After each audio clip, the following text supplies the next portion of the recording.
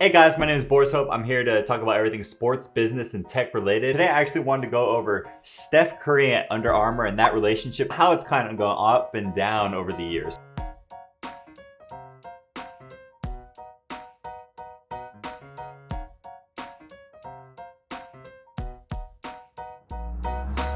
2009, throughout his entire career, Steph Curry had been wearing Nike. Steph Curry's godfather, Greg Brink, was actually working for Nike. He signed a 4-year deal. It lasted until 2013. They never gave him a shoe. Nike tiers their athletes, and you probably know who's part of that first tier. You had Kobe, you had LeBron, and you had Kevin Durant. All the money was going towards them. They were the signature shoes, the most premier players. Down below that, you had that next tier, Anthony Davis and Kyrie Irving. Steph realized he was not part of that tier 2. And the way he knew this was because when Steph was younger, he actually went to a Chris Paul basketball camp. And he loved learning from Chris Paul, not Cliff Paul, not the one he did the commercial with later for State Farm. He was so inspired by Chris Paul. So when he became a famous athlete, he was like, wow, I want my own basketball camp. Nike wasn't willing to give him a camp. And not only were they not willing to give him a camp, Anthony Davis was getting a camp, Kyrie Irving was getting a camp, not even part of that second tier. This is 2013. He had just broken Ray Allen's 3-point record. It was his first season of being healthy. He wasn't being respected as a top tier guy, yet he was putting up top tier numbers. Nike should have seen that this guy had potential through the roof. Why didn't Nike know that, Steph Curry was gonna be that guy? He doesn't fit that typical mold of a superstar athlete. He's not 6'8" LeBron that can just shows up to the gym like, I'm so yoked, man. He doesn't do that. He is 6'2", 6'3". People could recreate parts of his game. I could hit a half-court shot once every 10 to 20 shots, but I'm not dunking. 2013 comes, Nike actually pitches to Steph Curry, okay? So he's a free agent at this point in terms of brands. Remember this, he's been with Nike for 4 years at this point. 4 years. When they pitch it to him, they call him Stephon. Not Steph or not Stephen. The guy giving the pitch calls one of the greatest athletes of our generation, Stephon Curry. It's like me going to Starbucks and sometimes they call my name wrong. They go like Forrest. But I haven't been working at that Starbucks for 4 years. I'm not the guy on the Frappuccino. If I worked there for 4 years, I can almost guarantee that Starbucks would know how to say my name. Next mistake Nike makes, they actually use the exact same deck to pitch to Kevin Durant. Leave Kevin Durant's name in the PowerPoint. That's like pitching the Coke and leaving a Pepsi bottle right in the background. Like what happens is Under Armour swoops in. At this time, they had Kent Bazemore. He was a teammate of Steph Curry. Kent Bazemore is being traded like a superstar by his brand. With the man himself, flamethrower, Stephen Curry. Oh man, yeah, welcome to the family. You wanna get his shoes? You wanna get his shoes? Look at his shoes, look at his shoes. Nice. Under Armour.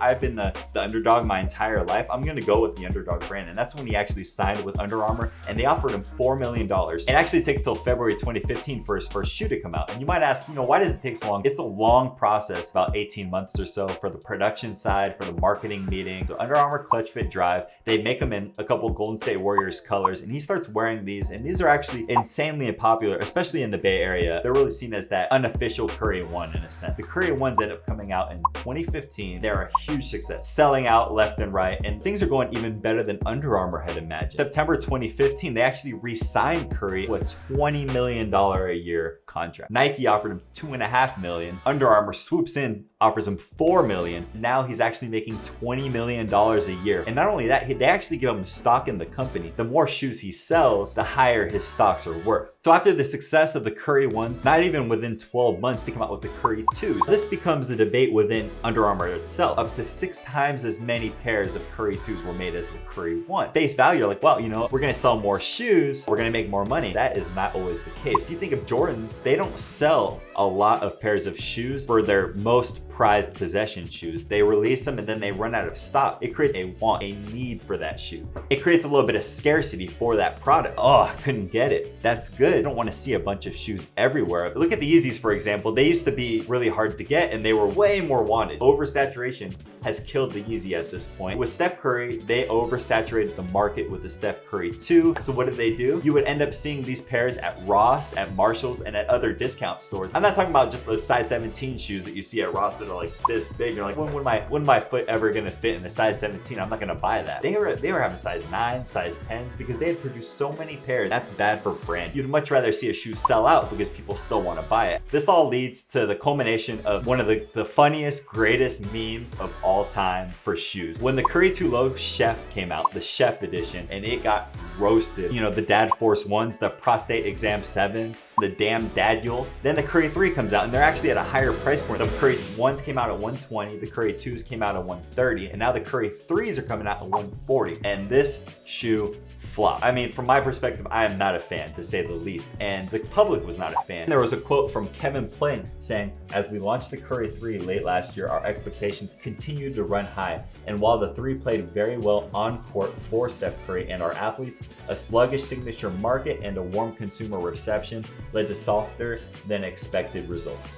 I think the reception was a lot worse than warm, to say the least. Where Under Armour really missed the mark is they were creating these shoes that were great on athlete during competition, but nobody wanted to wear the Steph Curry shoes specifically off court. When you look at Jordan 3s, whatever the Jordan is, those shoes are worn, I would say 80% by people that don't even play basketball. And that's a huge thing. You need to have a shoe that's wearable on and off court. The reason why athletes like Cam Newton, Patrick Mahomes, all these guys, they don't sell as many shoes is because they sell cleats. They wear cleats on the football field. I'm not wearing cleats when I'm walking my dog. You could wear basketball shoes doing all those things, and that's what leads to more sales. Half the time, football players are actually covered by a face mask and a helmet. They're not as recognizable. So now we get to the kiss of death on Under Armour. March 1st, 2017, they signed a deal and they started advertising with Kohl's. This is a discount retailer. People come to Kohl's when they're looking for a Black Friday sale, 20 pairs of socks for $4. I go to Kohl's sometimes too, but I'm not looking for the coolest, greatest gear at Kohl's. Adidas and Nike also sell their products. They don't promote that they sell their products at Kohl's. Kevin Plank is quoted as saying that, you know, Donald Trump is an asset to the US.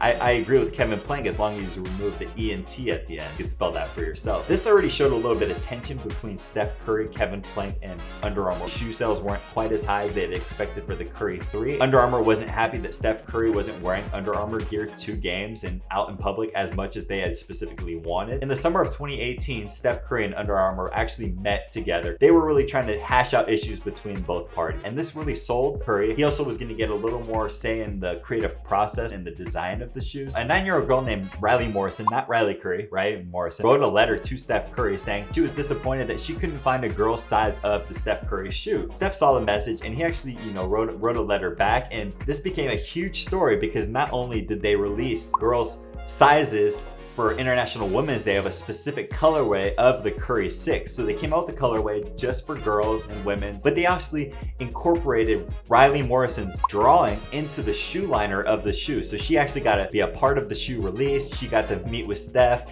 and be part of the media release of the shoe. This is something I'd actually love to see a lot more of. Every girl is buying guys' shoes, boys' sizes, trying to do the conversions in their head. And I think this is an issue that really should be solved. And this is believed to be the first time a male athlete had a marquee shoe made specifically for women and girls. And you see this later on. LeBron came out with a women's shoe as well. So hopefully this trend just kind of keeps going and going. And in the fall of 2019, he actually comes with his own golf capsule. So Under Armour comes out with capsule. It's a little more fun, a little more floral and print heavy, and this shows that Steph Curry is really showing his passion as a golfer through the Under Armour brand. So I think that's, you know, super cool, something unique that you haven't really seen before. It's not Charles Barkley coming out with a golf collection. I don't know what that would be. If it looks as bad as his golf swing, then I wouldn't want it, to say the least. Steph Curry, he's got a good swing. He plays at a high level. He deserves a golf collection. Steph Curry is really one shoe, one design away from being relevant again. I think that, you know, Under Armour overall has been tanking in terms of stock price and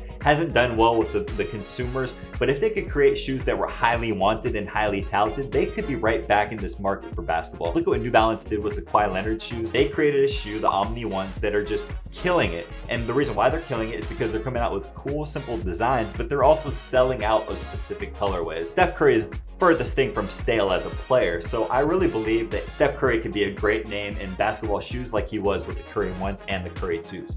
I just want to say thanks again for coming by. Please like, please subscribe, and I look forward to seeing you guys next week. I'll come out with another story. Peace.